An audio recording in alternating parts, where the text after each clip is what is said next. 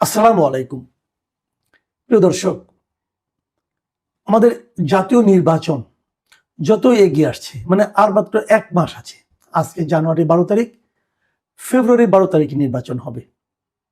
এই 1 মাস আগে এসে আমরা নির্বাচন নিয়ে নানা ধরনের দৃশ্য দেখছি। কেউ বলছেন নির্বাচনের যে উত্তাপ, সেই উত্তাপটা তারা টের পাচ্ছেন না। আবার কেউ বলছেন যে নির্বাচন নিয়ে এরই মধ্যে ষড়যন্ত্র শুরু হয়ে গেছে। আপনারা এগুলো ষড়যন্ত্র দেখছেন কিনা আমি বলতে পারবো না। আমি নিজে মাঝে মাঝে মনে হয় দেখছি, আর মাঝে মাঝে মনে হয় নির্বাচন বোধহয় হয়ে যাবে। আমি দু একটা ঘটনা বলি, তাহলে বিষয়টা আপনাদের কাছে ক্লিয়ার হবে। এবারে নির্বাচন কিন্তু আগের যে কোনো নির্বাচনের চেয়ে একটা ভিন্ন নির্বাচন। ভিন্ন এই কারণে যে আওয়ামী লীগ নির্বাচনে নেই, এটাই যে কারণ তা কিন্তু না। এটা একটা বড় কারণ, কিন্তু অন্য একটা কারণ। সেই কারণটা হলো এবার আসলে একটা নির্বাচনের দিনেই দুটো নির্বাচন হবে, দুটো ভোট হবে। আরেকটা ভোট কি হবে? ওটা হলো গণভোট হবে। সরকার একটা গণভোটের আয়োজন করেছে, জুলাই সনদ নিয়ে গণভোট। মানে আপনি জুলাই সনদকে সমর্থন করেন কি করেন না, এটা নিয়ে গণভোট। এখন জুলাই সনদটা কি?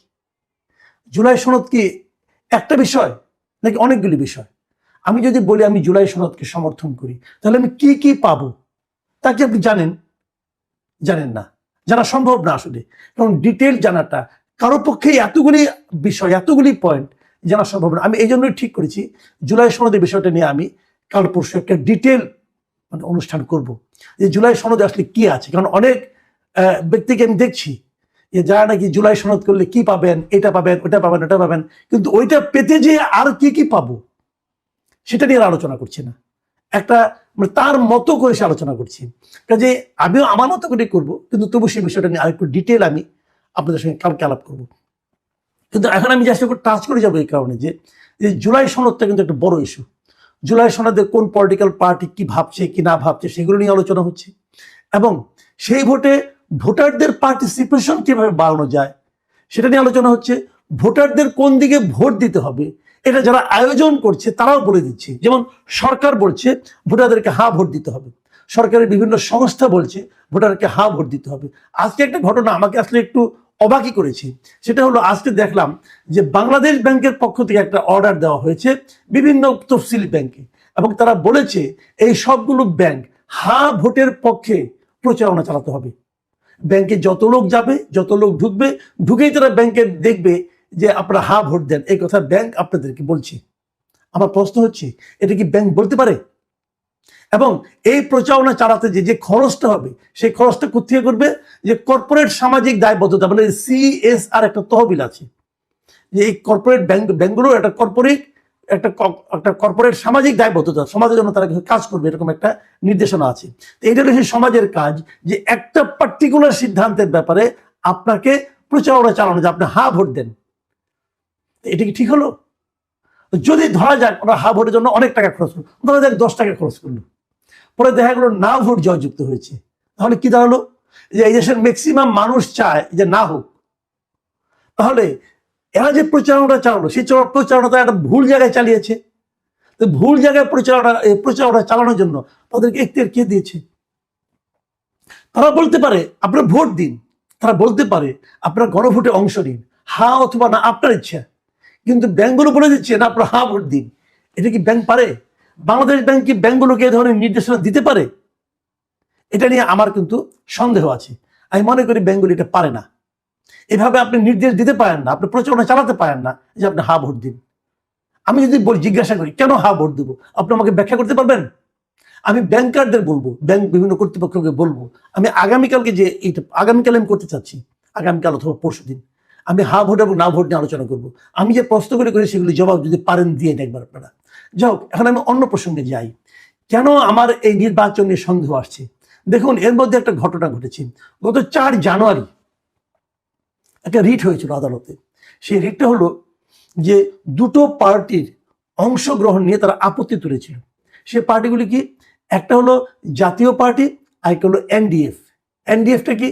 NDF হলো জাতীয় গণতান্ত্রিক ফ্রন্ট, মানে কয়েকটা পার্টি মিলে একটা ফ্রন্ট করা হয়েছে। সেই পার্টিগুলিতে কি কি আছে?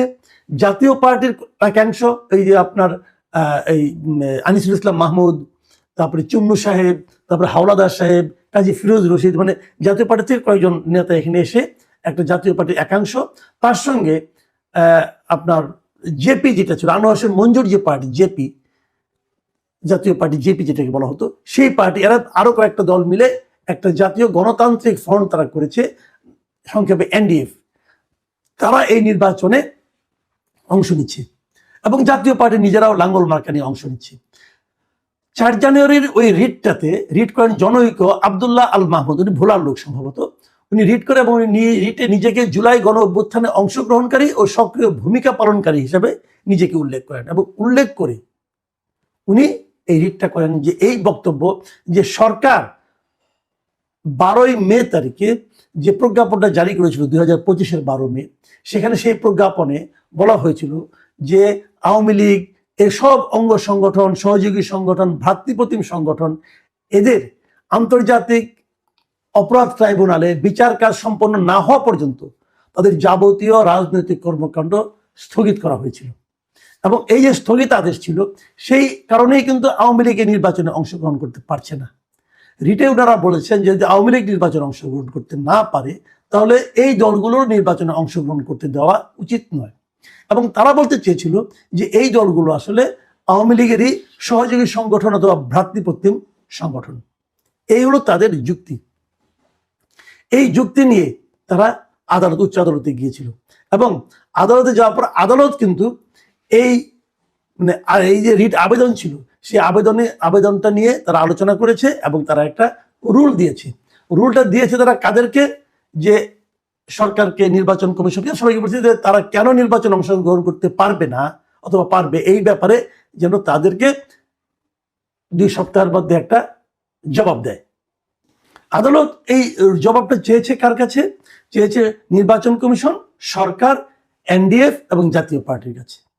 এবং সেই সঙ্গে বলতে চেয়েছে যে তাদের মনোনয়নপত্র কেন বাতিল করা হবে না সেটাও যেন জানানো হয়।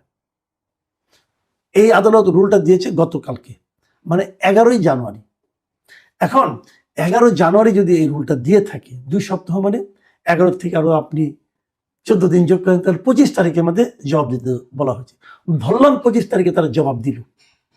জবাব দেওয়ার পর আদালত যদি বলে তাদের বাতিল করতে হবে। কিন্তু এরই মধ্যে এই জাতীয় পার্টি এবং এনডিএফ তারা তো তাদের মনোনয়নপত্র ঘোষণা করেছে এবং নির্বাচন কমিশন সেই মনোনয়নপত্র গ্রহণও করেছে, বাতিল কিন্তু করেনি অনেকেরটাই। এর মধ্যে জাতীয় পার্টি প্রায় 243 আসনে তাদের মনোনয়ন ঘোষণা করেছে, এনডিএফ ঘোষণা করেছে 120 জন প্রার্থীর পক্ষে তারা প্রার্থী হিসাবে ঘোষণা করেছে। এদের মধ্যে চূড়ান্ত প্রার্থী তালিকা পাওয়া যায়নি। যদি পাওয়া গেলে হয়তো মধ্যে 4-5 জন, 10-12 জন বাদ পড়তে পারে, বাকিরা সবাই বৈধ প্রার্থী হিসাবে থেকে যেতে পারে। 21 তারিখের পরে তারা হয়তো প্রতীকও পেয়ে যাবে। তো প্রতীক প্রাপ্তির পর যদি হাইকোর্ট বলে না এদের মনোনয়ন বৈধ নয় অথবা এদের নির্বাচন করতে দেওয়া উচিত না, তাহলে নির্বাচনটার মধ্যে একটা অচল অবস্থা তৈরি হবে না? তখন যদি তারা বলার পরে যদি আবার এই লোকগুলি আবার আপিল করে এবং সেখানে যদি তারা এই নিষ্পত্তি না হওয়া পর্যন্ত স্থগিতাদেশ চায়, তাহলে তো পুরো নির্বাচনটাই তো একটা ঝামেলা পড়ে যেতে পারে।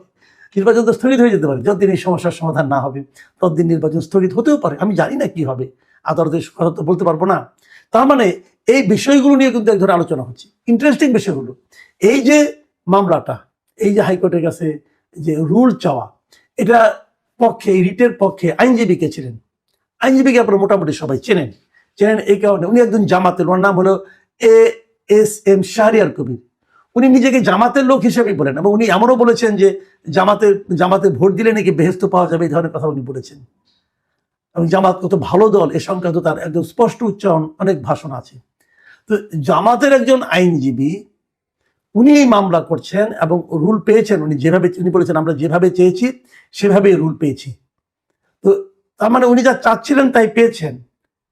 এখন তাহলে যে নির্বাচন যদি আইনগতভাবে চলতে থাকে, কি হবে আমি যদিও জানি না, তবু আমি ধারণা করি, আমি হাইপোথেটিক্যালি বলছি আর কি।